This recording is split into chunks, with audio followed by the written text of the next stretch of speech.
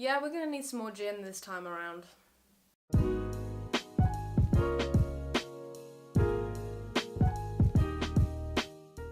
Hey guys, it's Emma here and welcome back to my channel. Now last week we talked about the 12 things never to say to professional photographers. Last week we talked about the 12 things professional photographers are tired of hearing, and to be honest I feel like I could branch that out a bit more. So today I'm going to talk about 15 things you should never say to creative professionals in general, whether they be artists, illustrators, writers, musicians, photographers, designers, actors, basically any freelance professional in the creative industry. Once again, as with the last video, these are 15 things that I have personally heard and other creative professionals that I know have experienced as well. And once again, it is completely subjective, so if there's anything I have missed out, please feel free to mention it in the comments. And without further ado, I give you the 15 things creative professionals are tired of hearing. Number 15. I didn't know that was a real job. Don't confuse this for people who are just innocently asking. Some of them are genuinely really curious. But for the people that mean it as a backhanded comment and an insult, screw you guys. Yes, it is a real job and it can make us real money. What do you think, we're gonna earn Monopoly money? I mean, seriously, you are surrounded by all of this creative media every day and you can't believe that these are real jobs? For some reason, there is this stereotype that creative professionals are lazy, they're unmotivated, they're procrastinators, and they just mess about all day doing silly doodles or writing, you know, silly pieces on Sibelius or something. That's not what we do a lot of hard work. I covered this in the last video when I talked about photographers. Please don't try and shoehorn us or pigeonhole us into this stereotype.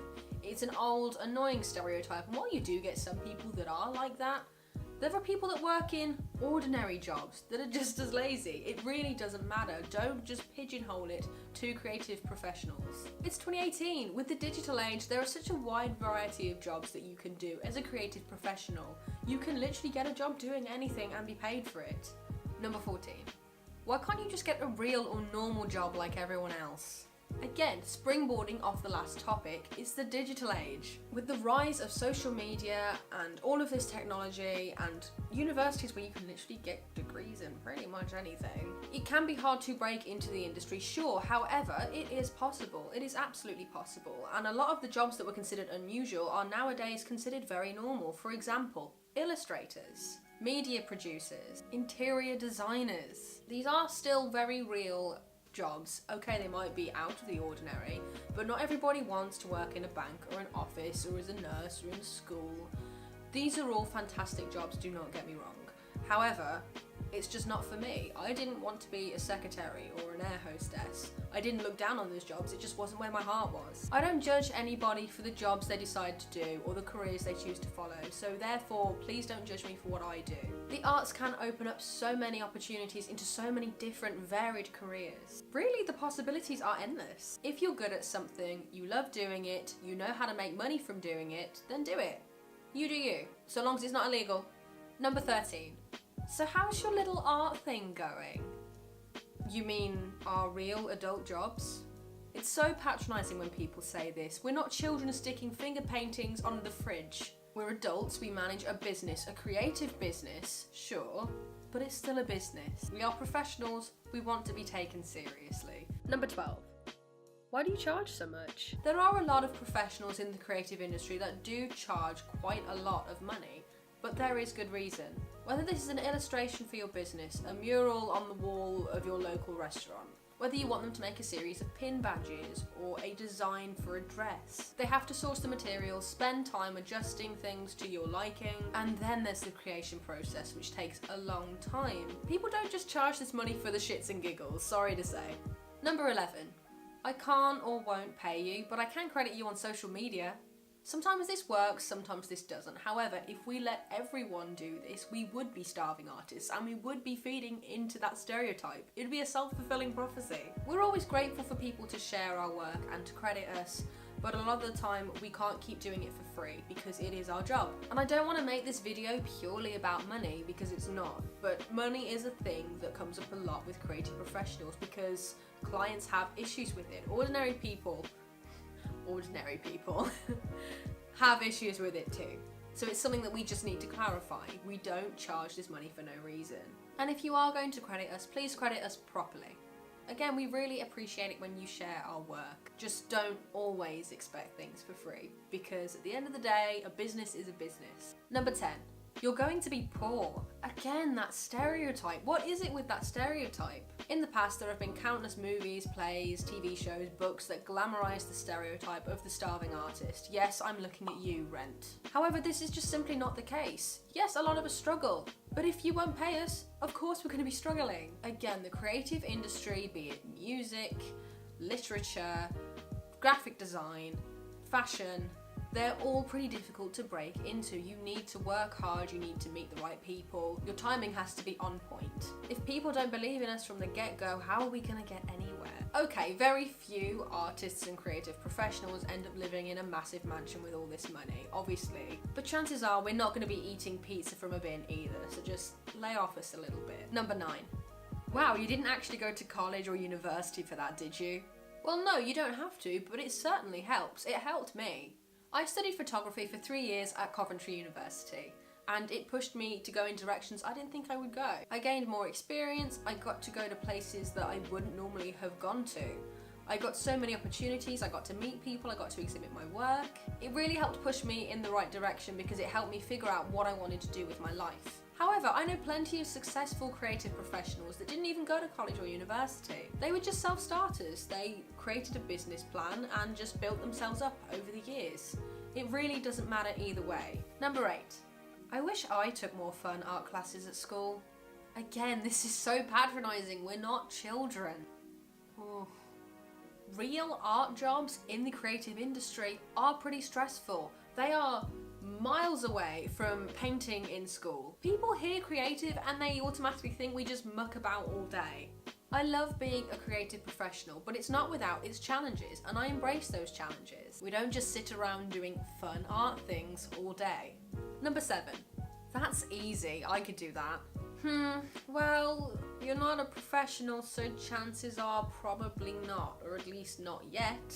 If you have the audacity to say this to us whilst not even knowing what work goes into what we do, I dare you to spend a month in our shoes. I guarantee you will go mad. Okay, so you can draw, you can play guitar. That's great and all, it's a great start. However, you've also got the business side of things. Time, money, strategizing, prioritizing, creating a timetable, designing a website, designing a logo, trademarking and copywriting all your stuff. The list just goes on. The life of a creative professional is stressful, and funny enough, getting these comments makes it even more frustrating.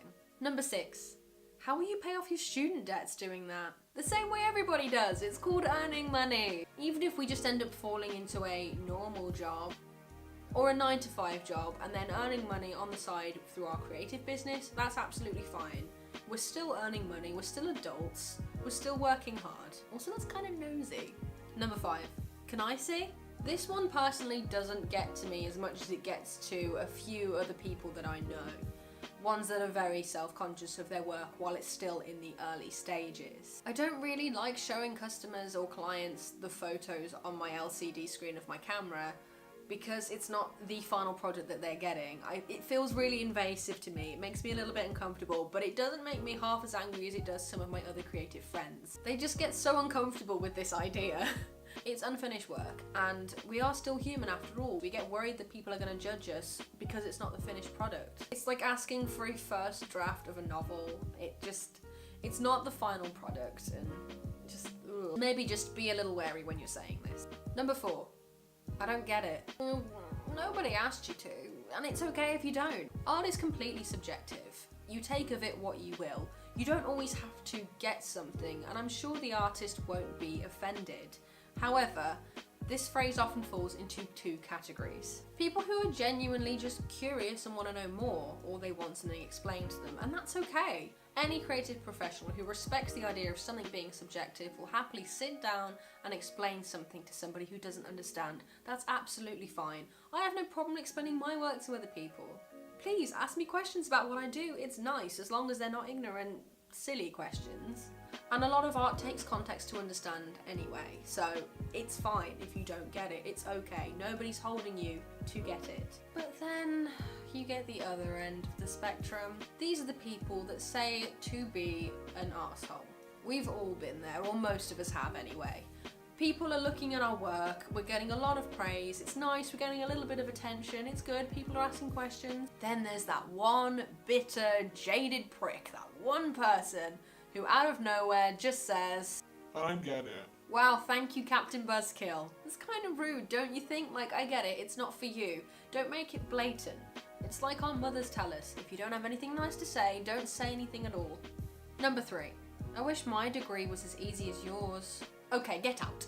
My degree was not easy. I have had several breakdowns over it, and at one point during my final major project, my hair was falling out. It was falling out.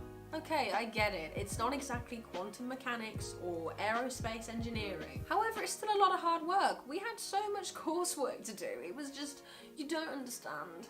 Look, I'm not being a whiny baby or a snowflake. This isn't me trying to shove down your throats that my degree was way harder than yours. Every degree is difficult. It has its challenges. That's why it's a degree. You gotta put the work in. But my degree in photography wasn't easy to get the same way a degree in fashion design, interior design, fine arts, music theory, media production, theatre. Again, it devalues what we do and the hard work we've put in to get to where we are. Number 2. Artists only become famous when they die. Ugh. Okay, so it is kind of true that a lot of artists do become more famous after their passing, but there is a good reason for that, and it's a very logical reason. When a famous artist passes away, be it a musician, an actor, a writer, a poet, a painter, when they pass away, there's no more work for them to create. Because the artist is gone, what is left is their work, which then becomes more valuable because you're not getting any more. However, the dying or starving artist shouldn't be put on a pedestal. There are so many famous people living that are successful and alive. It's another cliche, and to be honest, we can't be bothered to run about it. I get tired of explaining it to people too. So I'm just gonna move on. Number 1. Art is pointless, just a hobby, or a waste of time. Okay, this is it, my friends. This is it. This is the straw that breaks the camel's back. This is the final nail in the coffin. Yes, the creative field can be just a hobby for plenty of people, and that's fine. But for those of us that are brave enough and determined enough to make it our career, it is so much more than that. Do not dismiss what we do as a waste of time. There is a point to everything in life, in most cases. You see, everything we do affects someone in some way. Art has been used to raise money for charity.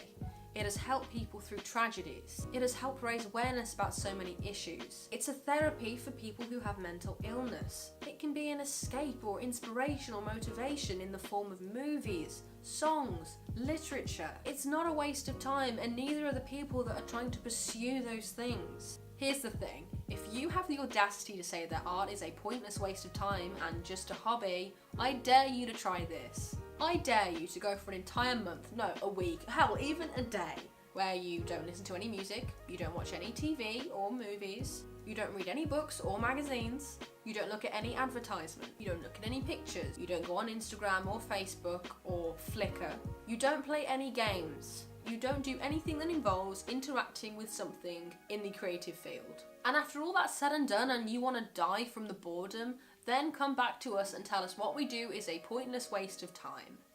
It is not. Art is one of the things that unites us as people. The creative field and creativity itself can do so much good for this world, and it can bring about real change. So forgive us if we want to be part of that. With all that being said and done, with all the horrible comments we get, we still love what we do as creative professionals. And for every comment like this we get countless people still supporting us and willing to learn. So thank you guys for that. So that is my list of the 15 things creative professionals are tired of hearing. Are there any other videos you'd like me to do? Is there anything you'd like me to cover? Please comment below and let me know. And if you've enjoyed watching this video, as always, give it a like and don't forget to subscribe. New videos will be uploaded every Wednesday. Cheers, guys.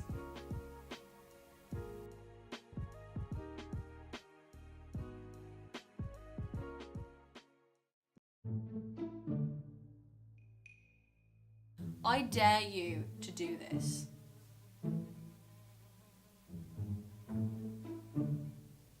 It's a fly. If you have have the audacity to say that art is a pointless hobby and a waste of time? Oh my god, go away! I dare you to go for an entire... I dare you... Oh, fly. Okay, please stay there, don't move.